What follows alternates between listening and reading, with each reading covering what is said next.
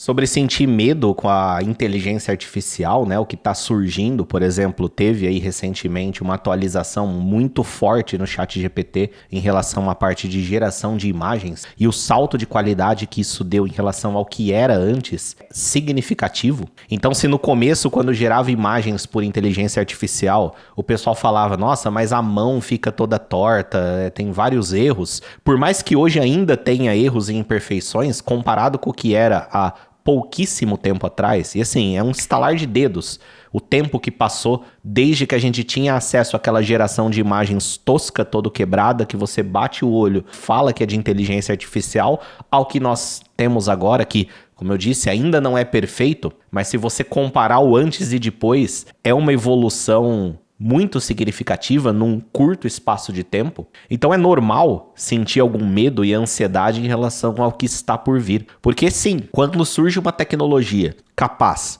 de fazer mais ou a mesma coisa, só que mais rápido, e mais rápido significa custo menor, ela vem de forma implacável. E a história da humanidade já mostrou isso acontecer em vários momentos, em várias circunstâncias, né? Fotografia do analógico para o digital.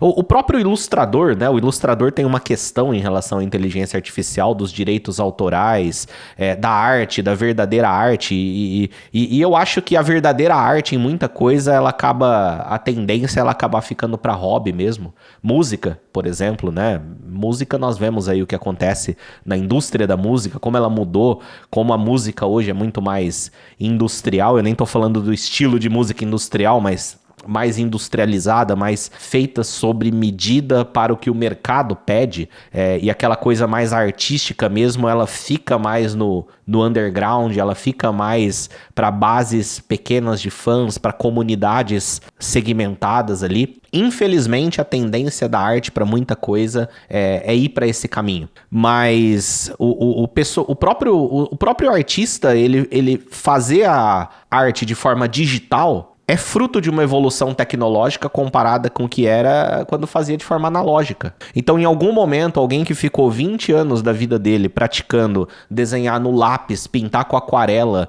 desenhar no nanquim, em algum momento a ilustração digital, onde com poucos cliques ele faz uma coloração onde uma pessoa antes ficava horas fazendo, representou uma mudança no mercado, onde só quem tem esse domínio da arte digital consegue pegar clientes, porque o cliente quer o mesmo trabalho com um custo menor e feito mais rápido. Então o artista, ele virou um artista digital e ele está atendendo usando ferramentas que a própria tecnologia veio e sim, desfez o trabalho de alguém lá de trás que fazia de uma forma analógica e sim, teve pessoas que tiveram dificuldades de fazer essa transição. E o ponto é esse, a tecnologia vem e ela passa como um rolo compressor quando ela é capaz de fazer a mesma coisa ou mais com menos custo, mais rápido, consequentemente. E a questão não é se isso é bom ou ruim. A questão não é se isso é certo ou errado. A questão é que isso acontece. Isso acontece e não tem muito controle, não tem protesto que resolva. Não resolve. Não resolve porque, assim, se baixar uma lei no Brasil proibindo o uso de inteligência artificial, lá fora estão usando e quem tá aqui no Brasil e quer usar vai terceirizar para ser feito lá fora. Vai usar VPN, vai dar um jeito. Como que vai proibir um advogado de utilizar ChatGPT para produzir texto mais rápido? Mesmo que ele revise tudo, faça com que tudo fique certo, como que você vai impedir? Ele vai usar e o que usar vai escrever mais rápido, vai precisar de menos estagiários para escrever, consequentemente vai atender mais clientes, se ele atender mais cliente ele vai poder cobrar mais barato, se ele cobrar mais barato ele vai pegar mais cliente e é o que vai acontecer, não tem o que fazer. É assim que acontece. Em algum momento tinha gente que escrevia com máquina de escrever, veio a produção de texto via computador e passou como um rolo compressor em quem mexia com máquina de escrever. Então, tem coisa assim que, infelizmente, a tecnologia acaba com a arte. Infelizmente mesmo, mas acontece. E a tendência é que a arte fique como hobby. Eu mesmo, eu tenho como hobby um hobby que eu tenho assim há muito tempo, só que ele tem períodos que voltam, tem períodos que fica mais adormecido, é programação de computadores de baixo nível. Eu gosto de programar em assembly e gosto de estudar o comportamento da máquina ali e eventualmente eu tô fazendo coisas em linguagem de programação de baixo nível. Só que isso é arte. É arte porque se eu for fazer algum trabalho para algum cliente, for fazer alguma coisa, eu vou utilizar a tecnologia de mais alto nível possível que faça com que o meu trabalho aconteça com qualidade, só que rápido e eficiente. Então, se eu vou fazer um programa profissionalmente, eu não programo profissionalmente, mas se eu for programar profissionalmente, eu não vou fazer em C, eu não vou fazer em assembly do processador que está sendo feito ali, eu vou fazer com a ferramenta que me permitir resolver aquele problema da maneira mais rápida e eficiente para poder... Porque se eu não fizer, ele vai para outro. O cliente não quer saber disso. Ele quer o negócio resolvido, quer o negócio pronto e quer que o negócio funcione. E é assim que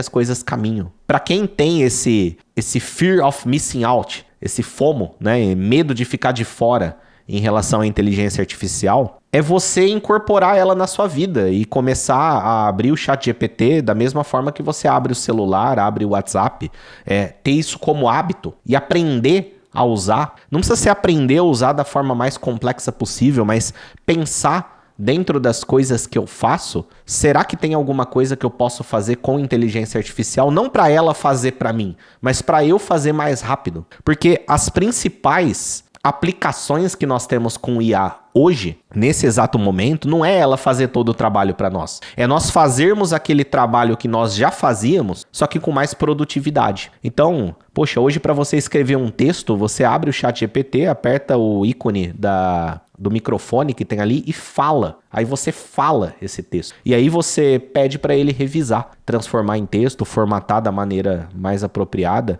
Tem gente que trabalha tendo um estagiário, tendo um assistente, onde, anota aí o que eu vou falar. E aí eu vou escrever um material, aquela pessoa mais de idade, mais veterana na coisa, ela pega e fala. E o assistente que está numa fase da carreira mais inicial, ele tem o trabalho de ouvir aquilo e escrever. Quantos empresários você já não viu que ele vai lá e... Ele não vai lá e abre o PowerPoint para montar a apresentação dele. Ele tem um assistente ali onde ele fala, eu quero falar isso, depois isso, e o assistente monta para ele. A IA tá vindo como um assistente eletrônico extremamente eficiente. Então a maneira de reduzir, minimizar esse medo em relação à inteligência artificial é usá-la. Não precisa usar da maneira mais extrema, mas é incorporar na sua vida para que ela ajude você. Vai escrever um e-mail? Como que o e-mail pode me ajudar a escrever? Enfim, várias aplicações do dia a dia dá para nós utilizarmos. E assim nós não ficamos tão de fora, porque nós vamos incorporando ela naquilo que nós fazemos. E de fato a gente não sabe o que vem pela frente. É muito rápido, é uma evolução muito grande. E sim, o que pode acontecer uma reviravolta gigante na maneira que o mundo funciona, na maneira que a sociedade funciona. Ao mesmo tempo, tem um outro pensamento também, é que, vou te contar uma coisa, no Japão ainda usa fax. Eu tenho um aluno, inclusive, que ele vai na nossa viagem, que ele estava contando no grupo de WhatsApp, que ele foi excluído do processo seletivo de uma vaga na área de TI, se não me engano, numa empresa japonesa. Tinha vários candidatos ali, então tem muitos candidatos, você exclui ali por motivos torpes, por assim dizer. Mas ele foi excluído porque ele não tinha como mandar a documentação dele para o Japão por fax. Então, por mais que surja uma tecnologia, a evolução dessa tecnologia é muito rápida, mas tem um delay entre a sociedade como um todo e incorporar essa tecnologia. Então, assim, vai no centro da sua cidade, vai na Praça da Sé, vai naquele mundaréu de gente andando, até gente mais simples mesmo, mas... E para pensar se eles estão usando inteligência artificial já, né? Então, existe um delay que isso pode te tranquilizar também. Existem camadas da sociedade que continuam fazendo coisas de modo mais analógico ainda. Existe uma questão de evolução geracional, onde uma nova geração tem que desenvolver um novo hábito. Isso está ligado a questões socioeconômicas também. Ela tem que desenvolver o hábito de uso daquela tecnologia. Onde por mais que com inteligência artificial você consiga fazer várias coisas mais rápido, é difícil pegar uma pessoa de 60 anos e mudar o hábito dela, mudar o jeito dela de fazer. E muitas vezes essa pessoa de 60 anos é o dono de empresas, é o dono de escritórios e tem o poder da palavra, ele tem o poder econômico ainda em muita coisa. Então, tem esse tempo para as coisas acontecerem. Mas eu acho que a melhor forma mesmo é incorporar ela na sua vida. Porque se você incorporar ela na sua vida, você vai acompanhar também, de certa forma, a evolução e vai estar pronto para abraçar essa evolução na medida que ela vem. E aí você não fica completamente para trás.